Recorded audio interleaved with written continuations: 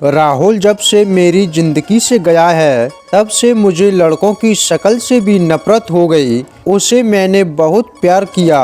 जब वो बिना एक दिन ऐसे ही भाग गया तब मुझे लगा कि दुनिया में प्यार नाम की कोई चीज नहीं होती। अब मैं जैसे बिना दिल वाली इंसान बन गई हूँ। मुझे कुछ भी महसूस नहीं होता क्योंकि अब मुझे लगता है कि इससे बड़ा मेरी लाइफ में अब क्या होगा। इसलिए आज मेरे मम्मी पापा के बोलने पर मैं तैयार हो गई एक लड़के से शादी करने को। पापा का बोलना था कि एक बार उस लड़के से मिल लो।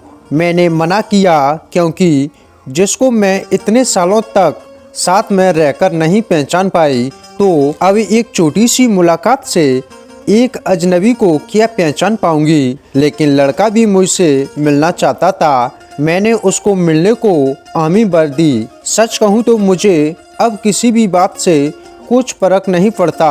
हमारा मिलना तय हुआ डिनर पर। पापा और मम्मी चाहते हैं कि मैं अकेले ही मिलने उससे जाऊं। मैं जैसे मुर्दा हूँ, मुझे अब कुछ फर्क नहीं पड़ता। मेरे हाथों में जो आया मैंने पहन लिया और पहुंच गई। देखा तो वो मेरे लिए वहां बैठकर इंतजार कर रहा था। मुझे देखते ही मेरे पास आया और मेरा नाम पूछता है। सामने जाकर मैं उसके बैठ गई। उसकी आंखों में चमक थी, लेकिन मैं इस चमक को जानती हूँ। यह लड़का दिखाता है।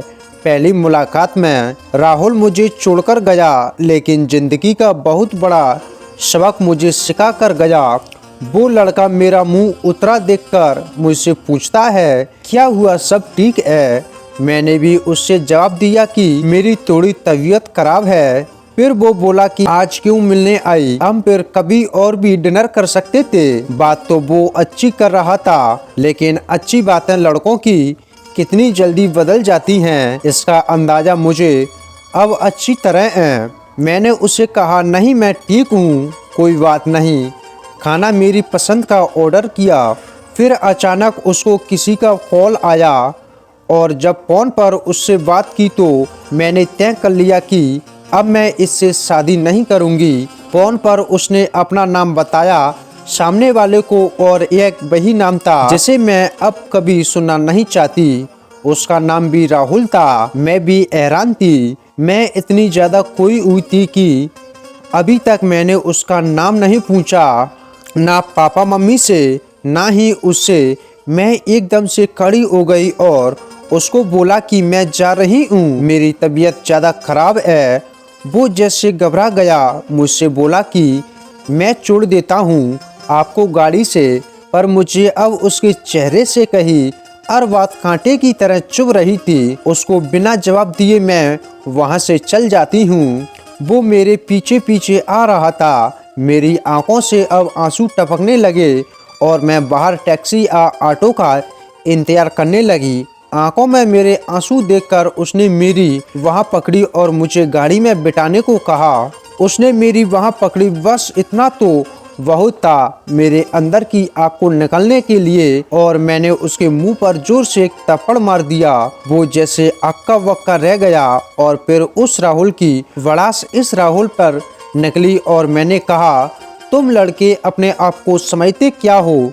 जो मन चाहे वो करोगे क्या? जब तुम्हारा मन किया किसी का हाथ पकड़ लेते हो, जब मन किया बिना बताए भाग जाते हो। और वो बस वो चुपचाप मुझे खड़ा देखता रहा। टैक्सी आई और मैं बैठकर वहां से चली गई। आते वक्त मैंने उसका चेहरा भी नहीं देखा। अपने कमरे में आने के बाद 1 घंटा और रोई। पापा मम्मी को कुछ नहीं बताया। सुबह मैं जगी, लेकिन सच कहूँ तो रात को जो भी मैंने किया उसका मुझे कोई अफसोस नहीं हो रहा था। मुझे लग रहा था कि यह थप्पड़ मैंने उसी राहुल को मारा। थोड़ी देर बाद ही बाहर हॉल से मुझे आवाज़ आने लगी।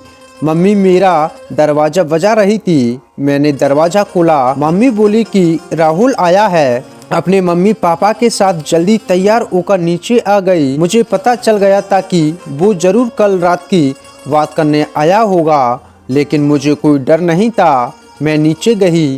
राहुल बैठा हुआ था। उसने मुझे देखा। मेरी मम्मी किचन में थी। इसलिए मैं किचन में चली गई। उसके चेहरे पर स्माइल थी। मुझे बोलती है कि राहुल और उसके घर वालों ने हाँ कर दी और जल्दी ही शादी करना चाहते हैं।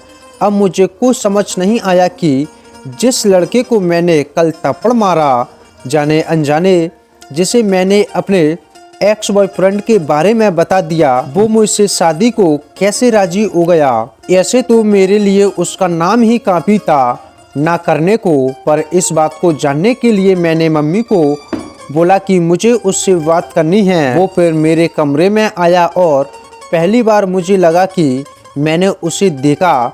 देखने में बुरा नहीं है, बोला जा तो हैंडसम था। तब मुझे यह भी पता चला कि ऐसा क्यों बोलते हैं कि गुस्से में इंसान अंधा हो जाता है। मेरे बिना सवाल किए उसने बोलना शुरू कर दिया।